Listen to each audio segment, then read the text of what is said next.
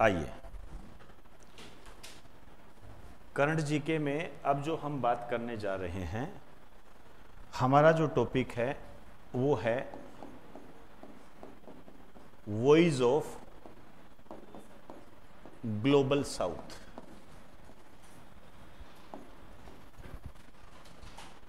Voice of global south.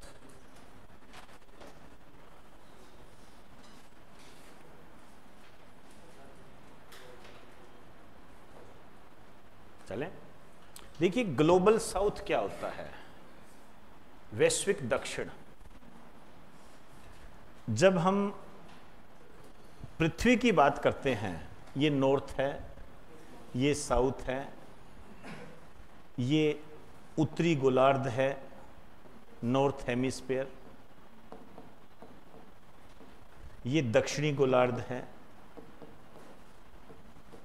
South hemisphere, बीच में ये 0 degree है, ये इक्विलेटर लाइन है, भूमध्य रेखा है। तो ये वाला पोर्शन उत्तरी गोलार्ध है, ये दक्षिणी गोलार्ध है। जब आप यहां पर देखोगे तो यहां जैसे कई राज्य है, जैसे एक तो सीधा लिख दो, अफ्रीका महाद्वीप इसके अंदर आता है, अफ्रीका कॉन्टिनेंट। टोटल 54 कंट्रीज है इसके अंदर और इसके अंदर आते हैं। अफ्रीका आपकी नज़र में कैसा है? विकसित है, कैसा है? कोई ज़्यादा डेवलपमेंट नहीं है वहाँ का, ठीक है। अफ्रीका आते हैं और भी अन्य देश जो कि अविकसित है या अल्प विकसित है, ठीक है, या विकासशील है, बस इतना सा। लेकिन यहाँ इतना कुछ है नहीं।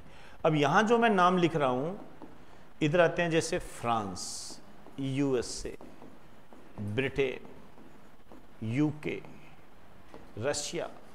आप देखिए, मैंने तो इतने ही नाम लिख दिए। इन देशों का नाम आप सुनते रहते हो। ये डेवलप कंट्री है, ये विकसित देश है, ये इतने विकसित नहीं है। तो हमारा ये उद्देश्य है, हमारा मतलब विश्व का ये उद्देश्य है कि इनको भी साथ लेके चले, ठीक है। तो इनको साथ लेने के लिए जो हमारा G20 का सम्मेलन हुआ था, उसमें भारत की तरफ से ये बात रखी गई। हालांकि पहले भी बात रखी जा चुकी है। भारत की तरफ से ये बात रखी गई कि हम एक ग्लोबल साउथ को साथ में रखें।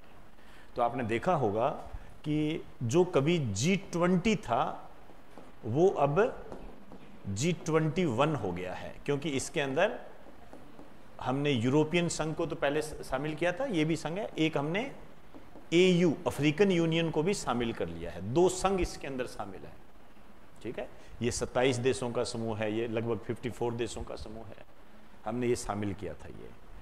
तो ये AU जो है ये ग्लोबल साउथ को रिप्रेजेंट करता है। ये अफ्रीकन यूनियन, ये अफ्रीका के लगभग सभी कंट्रीज के अंदर आई है। हमने तब से ये बात उठानी चालू की थी। तो हम इसमें क्या कर सकते हैं, हमारा उद्देश्य क्या है? सबसे पहली बात तो ये है, हमारा उद्देश्य ये है कि जो ये देश है, ये वाले देश है, इनके साथ हम क्या बढ़ाएं? व्यापार बढ़ाएं, इनके साथ बिजनेस करें। हम इनको बिजनेस देंगे, इनसे बिजनेस लेंगे, तभी तो ये एक्टिव होंगे। और दूसरा, तकनीकी स्थानांतरण, मतलब टेक्नोलॉजी का एक्सचेंज करें, टेक्नोलॉजी एक्सचेंज करें इनके साथ। अब इनके पास इतने डेवलप नहीं है, तो इनके पास कोई टेक्नोलॉजी है नहीं, तो हम इनको टेक्नोलॉजी दें। और अब इनके पास फाइनेंस की भी कमी है, तो हम इनको वित्तीय सहायता दें, फाइनेंशियल हेल्प दें इनको। ये करें, इनको आगे रखें हम व्यापार के मामले में, आदान प्रदान के मामले में। तो उद्देश्य में लिख दीजिए, ग्लोबल साउथ के साथ, ग्लोबल साउथ के साथ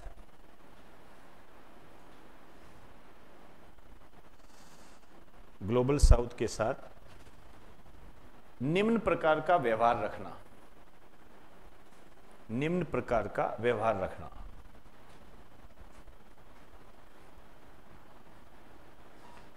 कौन सा? पहला लिखिए ट्रेड, दूसरा लिखिए टेक्नोलॉजी ट्रांसपोर्ट, टेक्नोलॉजी ट्रांसपोर्ट। तीसरा लिखिए फाइनेंशियल हेल्प, फाइनेंशियल हेल्प।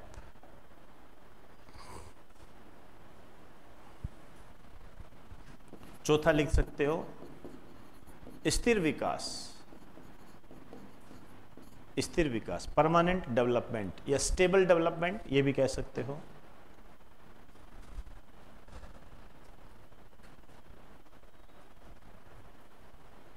चले आइए, अब ये जो वॉइस ऑफ ग्लोबल साउथ है, इसका आयोजन जो है ऑर्गेनाइज, ये भारत में 3 बार हुआ है, भारत में 3 बार हुआ है। ये सबसे पहले जो हुआ था ये जनवरी 2023 के अंदर हुआ था। दूसरी बार ये नवंबर 2023 में हुआ था। ये दोनों वर्चुअल थे, ठीक है ना, वर्चुअल समझते हो, ऑनलाइन। और जो तीसरा हुआ है ये हुआ है आपका अगस्त 2024 के अंदर, अगस्त 2024 के अंदर। और ये जो हुआ है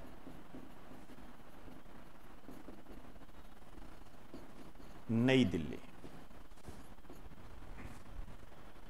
ये नई दिल्ली के अंदर हुआ है। ये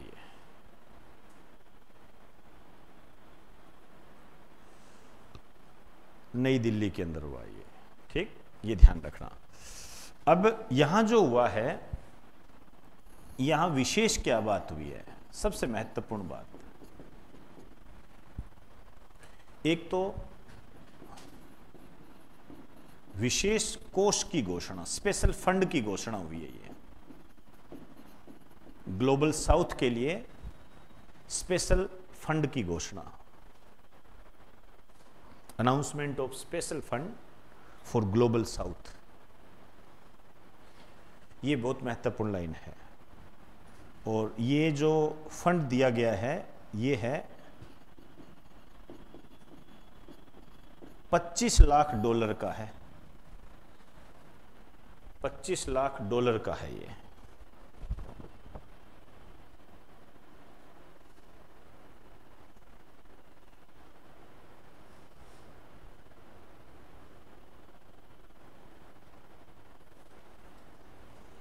चले, होगी बात सारी। $25 लाख का है। एक ग्लोबल डेवलपमेंट कॉम्पैक्ट की घोषणा की गई है, इसमें एक लिख दीजिए, इसी के तहत ग्लोबल डेवलपमेंट कॉम्पैक्ट की घोषणा की गई है।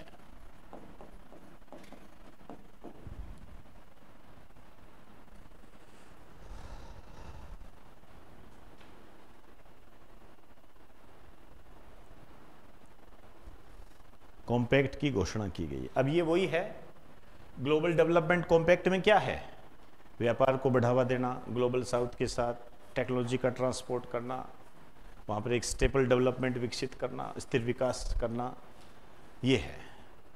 होगी बात सारी। अब जो मैं आपको बताने जा रहा हूँ वो ये है कि वॉइस ऑफ ग्लोबल साउथ किसका विस्तार है, ये बहुत महत्वपूर्ण लाइन है।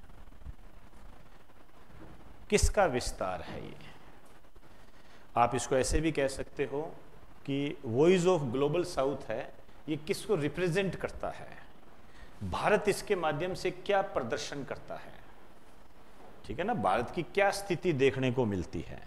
तो भारत की जो इसके अंदर स्थिति देखने को मिलती है वो एक तो ये देखने को मिलती है, वसुदेव कुटुंबकम, इसकी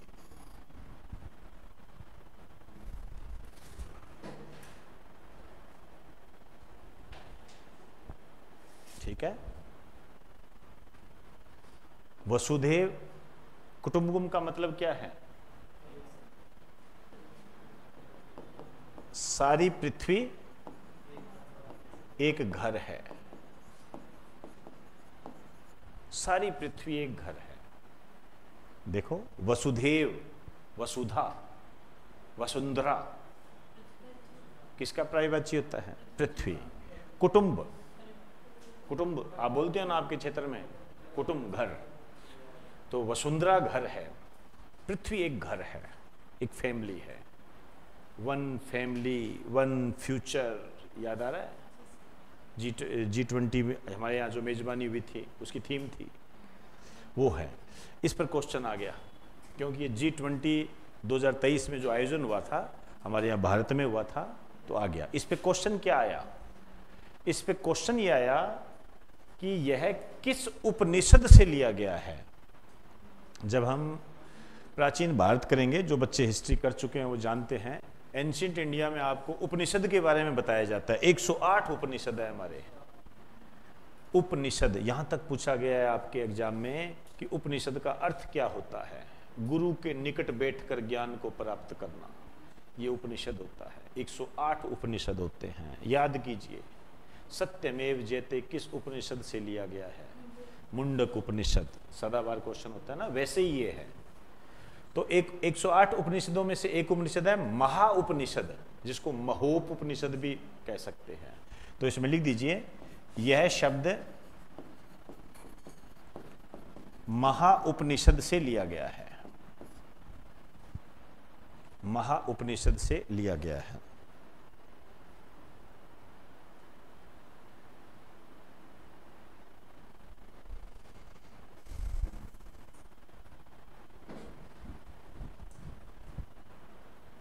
चले, एक तो ये है। दूसरा, एक नारा ध्यान रखना, ये बार बार आपको सुन को मिल जाएगा, सबका साथ सबका विकास। बताइए, ये तो हुआ ना, आगे और जोड़ दिया, सबका विश्वास,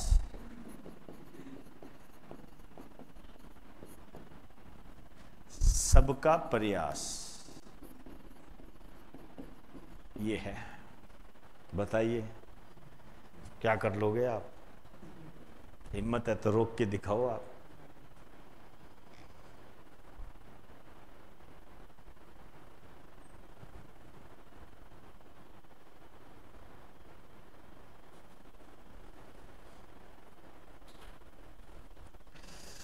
चले, आइए।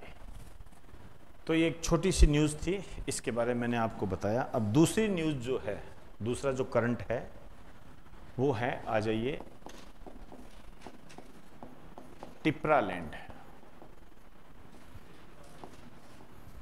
टिपरालैंड, टिपरालैंड।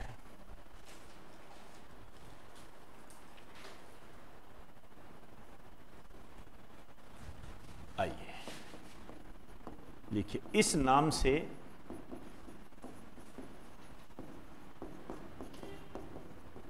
अलग राज्य की मांग हो रही है।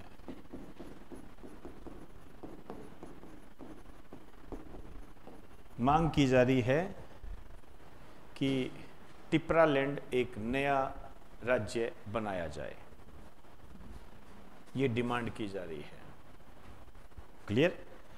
अब देखो, बहुत सारे सवाल पैदा हो जाते हैं। भाई ये डिमांड है, कौन कर रहा है?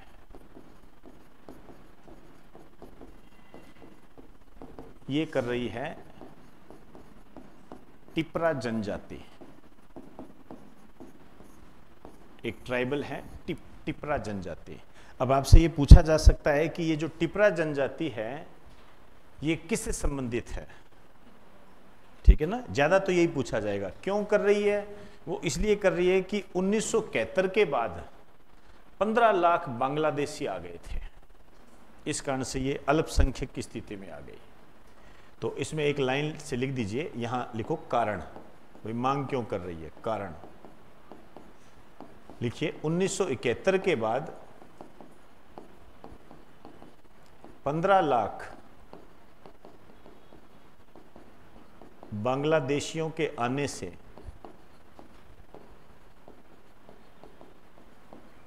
यह जनजाति अल्पसंख्यक हो गई है।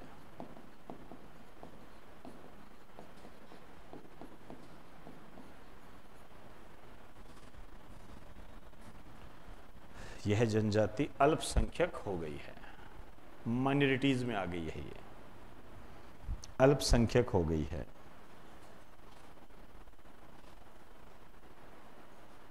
ठीक, अब ये कहां की है? ये त्रिपुरा से संबंधित है। ये त्रिपुरा से संबंधित है।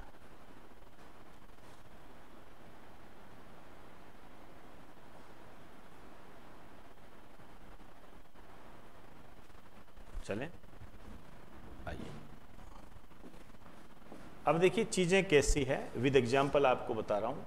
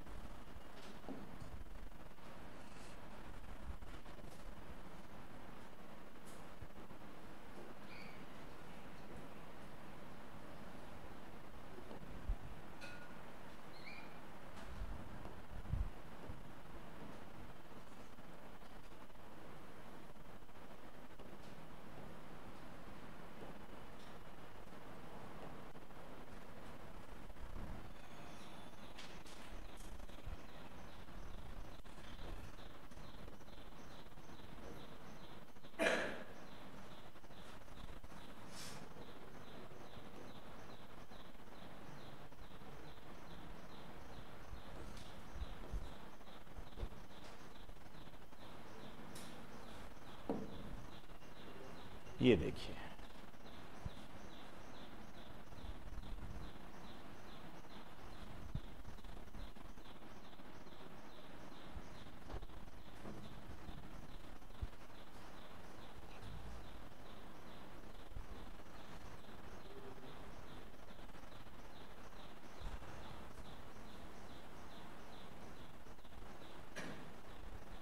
ये जो आप देख रहे हो, देखो तैयारी ऐसे होती है। ये त्रिपुरा है,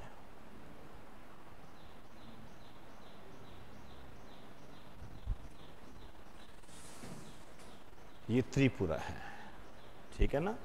ये बांग्लादेश है। तो ऑब्वियसली बात है, बांग्लादेश से 1971 के बाद यहाँ आ गए, इनको त्रिपुरा ही मिला था और यहाँ आके बस गए, और बसने के बाद इनकी संख्या ज़्यादा हो गई, ज़्यादा होने से अल्पसंख्यक हो गए। अब ये कह रहे हैं कि भाई चलो ठीक है, हमें अलग कर दो, ये इनकी डिमांड है, टिपरा लैंड बना दो हमारा, ये है। अब जब पुराने पेपर देखते हैं तो क्वेश्चन कैसे आया हुआ है, भारत का वह कौन सा राज्य है जो बांग्लादेश से 3 ओर से घिरा हुआ है? त्रिपुरा, ये आया हुआ है, तीनों ओर से घिरा हुआ है। तो ये किताबों में नहीं मिलते हैं चीजें, ये किताबों में तो तब आते हैं जब वो एग्जाम में आ जाते हैं, ध्यान रखना, कभी नहीं मिलेगा किताबों में इससे पहले। ये हमें ये बताता है कि हमें कोई भी बात हो वो मैपिंग सिस्टम से करनी चाहिए। इससे क्या होता है, हमारे को 2 चीजें और देखने को मिलती है, तो आपको पता लग जाता है ये बांग्लादेश है, तो ये 3 ओर से घिरा हुआ है, ये बांग्लादेश है। और कौन कौन से राज्य की सीमा स्पर्श करती है? असम और मिजोरम। एक ये चीजें ध्यान रखनी होती है, क्योंकि जब टिपरा लैंड बनाएंगे तो हो सकता है कुछ भाग मिजोरम से लिया जाए, कुछ भाग असम से लिया जाए, ये डिस्प्यूटेड हो जाती है चीजें, ये तो आपको ये ध्यान रखना है। तो इसमें लिख दीजिए, लिखिए, यह एक ऐसा राज्य है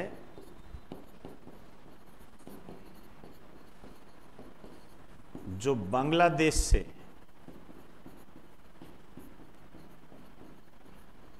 तीनों ओर से घिरा हुआ है।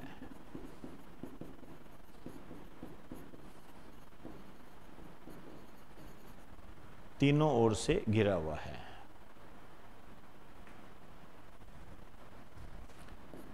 और इसके जो पड़ोसी राज्य है,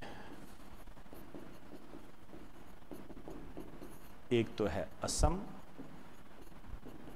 और दूसरा है मिजोरम। कौन बताएगा त्रिपुरा की राजधानी कौन सी है?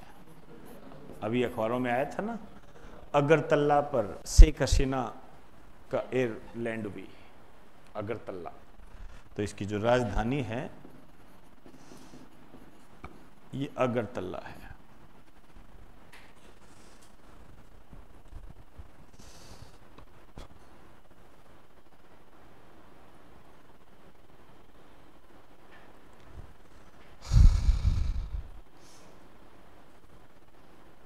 चलें, आइए,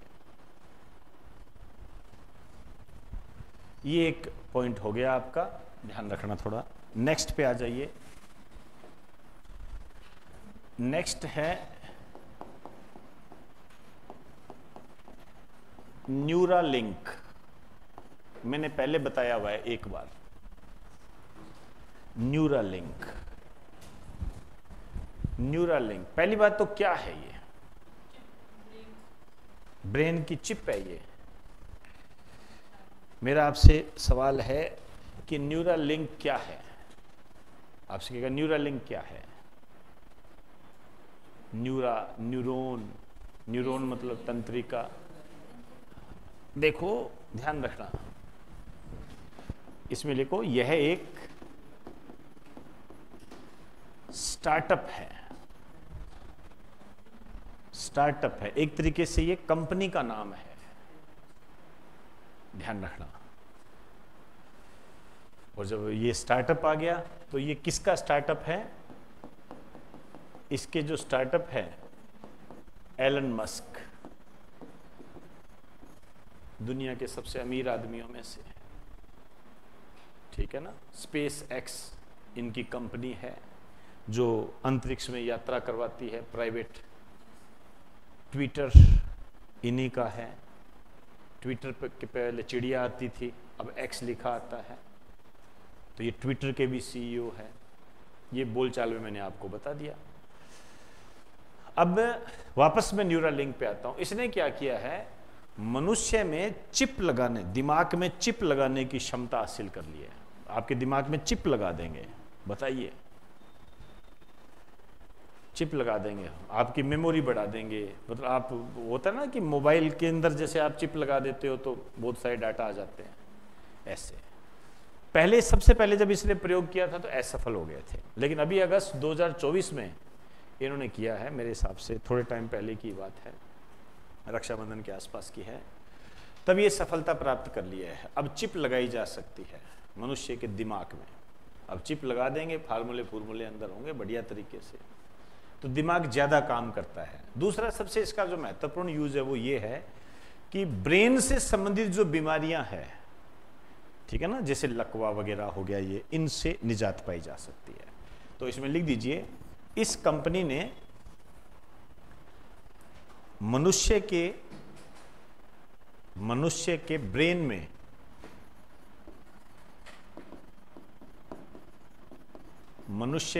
में चिप लगाने में सफलता प्राप्त की है। मनुष्य के ब्रेन में चिप लगाने में सफलता प्राप्त की है।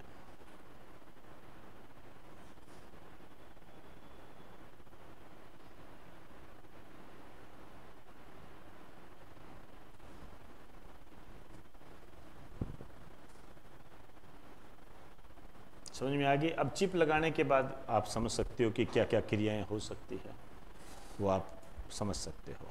चलिए अब आ जाइए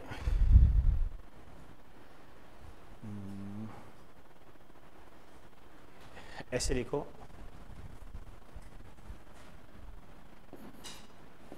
नया पॉइंट है, महत्वपूर्ण निधन बताइए। निधन, मृत्यु, डेथ। डेथ पढ़ेंगे अपने आज, महत्वपूर्ण वो भी। हाँ चले, आइए। सबसे पहले तो जो बच्चे पहली बार पढ़ रहे हैं उनके लिए है, जब भी ऐसी कोई घटना हो जाए, आपको कौन सी न्यूज पढ़नी है? निधन का मतलब होता है डेथ, ठीक है। वैसे कहोगे तो मृत्यु, लेकिन मृत्यु और निधन में बड़ा फर्क होता है, बहुत फर्क होता है। मेरे जैसा कोई मरेगा तो मृत्यु होगी, कोई मतलब नहीं है।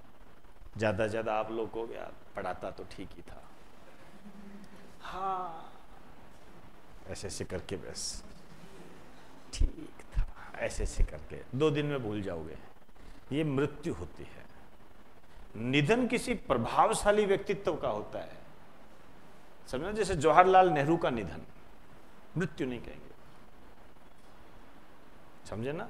कोई बहुत बड़ा कला विशेषज्ञ, साहित्यकार, उनका निधन होता है। दिलीप कुमार का निधन, समझे, ये अंतर होता है इसके अंदर, निधन और मृत्यु के अंदर। हिंदी में कई बार आपसे पूछ लिए जाते हैं। तो जैसे एक निधन जो सबसे महत्वपूर्ण मैं मान के चल रहा हूं, वो है यामिनी कृष्णमूर्ति।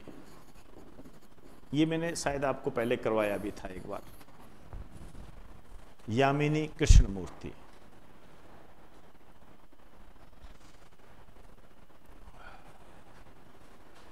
चलिए अब ये क्या है, देखो जब निधन होता है तो क्वेश्चन कौन सा बनता है? देखो जनरली क्वेश्चन यही बनता है सामान्यतः, और कोई बहुत महत्वपूर्ण बात हो तो वो भी आ जाती है, ऐसी बात नहीं है। वो ये बनता है कि इनका संबंध किस क्षेत्र से रहा, मतलब ये वैज्ञानिक थी या कला में माहिर थी या इनका संबंध कोई अंतरिक्ष से था, ऐसे। तो इनका संबंध क्या, कला से था, कला। और कला में भी किसमें? नृत्य। नृत्य में भी किसमें? भरतनाट्यम, ठीक है। आपको यह ध्यान रखना है, ये कुचिपुड़ी में भी पारंगत थी, कुचिपुड़ी में, इसमें भी पारंगत थी। और वैसे भरतनाट्यम जो है ये तमिलनाडु का नृत्य है, ये, और ये खुद तमिलनाडु की थी। और जो कुचिपुड़ी है ये बहुत बार आता है बेटा, बता दीजिए। आंध्र प्रदेश का नृत्य है ये कुचिपुड़ी। गोद लिया हुआ क्वेश्चन है ये। एक टाइम ऐसा था, आपको बताऊं मैं, कि जब हम पढ़ाते थे 2009-2010 में, तो हम ये कहते थे नृत्य में ये याद कर लो कुचिपुड़ी। मजेदार बात है, आ भी जाता था वो, ऐसा था इसका दौर कुचिपुड़ी का। अब तो खैर बहुत ज़्यादा डिटेल में भी पूछने लग गए, सारी चीज़ें आने लग गई, तो और भी नृत्य पूछते हैं। ये है, ठीक है। अब दूसरा इसके अंदर लिखिए, दूसरे जो है बुद्धदेव भट्टाचार्य। बुद्धदेव भट्टाचार्य यहां पे लिख दीजिए।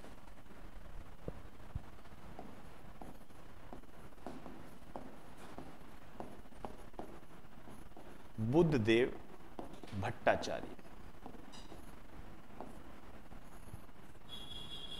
इनका निधन। इसमें लिखो, ये पश्चिम बंगाल के मुख्यमंत्री थे। ये पश्चिम बंगाल के मुख्यमंत्री थे।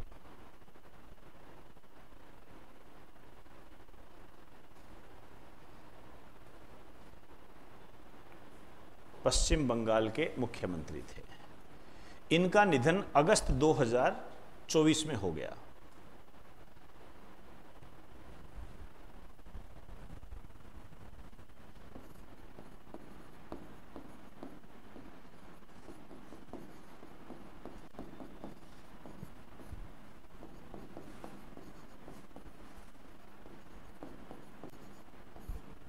इनका जो निक नेम है बंगाली गोरवोचो, निक नेम इनका ये है।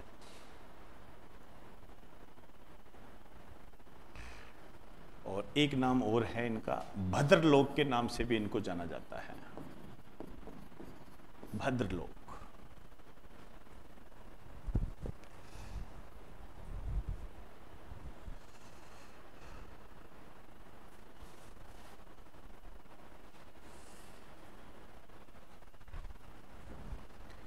अब ये 2001 से 2011 तक पश्चिम बंगाल के सीएम रहे थे।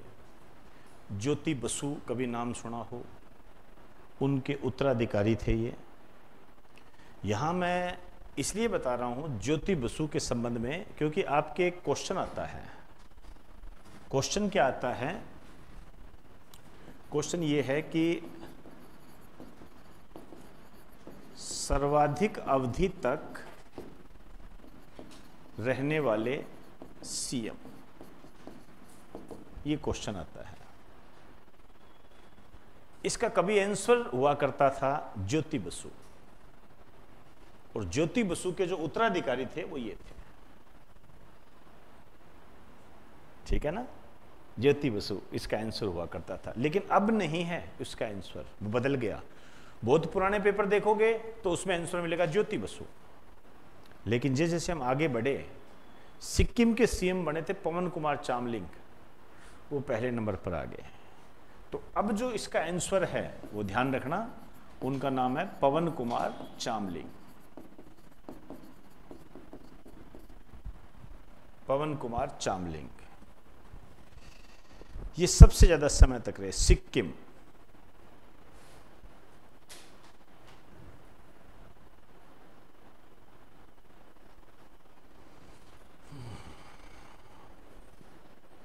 ठीक है ना?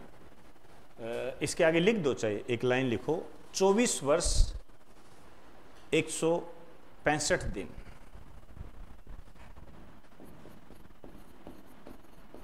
चौबीस वर्ष 165 दिन, मतलब इतने समय तक 24 वर्ष 165 दिन। नेक्स्ट लिखो नवीन पटनायक, इनका नाम भी आपने सुना होगा।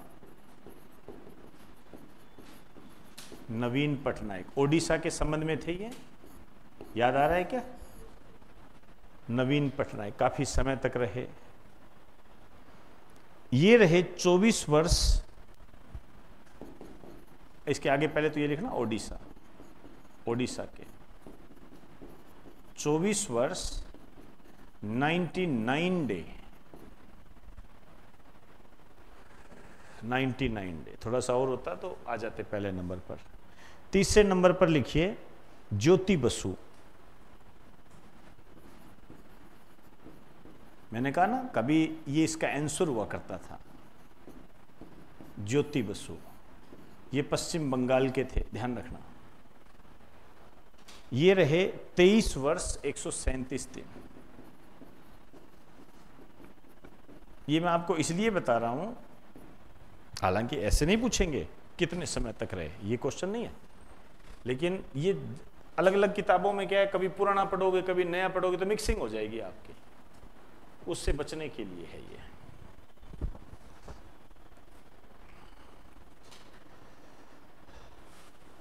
चलिए, हो गई बात सारी है। आइए, तो हमने क्या क्या चीजें कर ली। न्यूरालिंक के बारे में महत्वपूर्ण निधन हो गया, और टिपरा लैंड के बारे में हो गई, और ये ग्लोबल साउथ के बारे में बात हो गई। ठीक, तो इसमें ये इतना काफी है।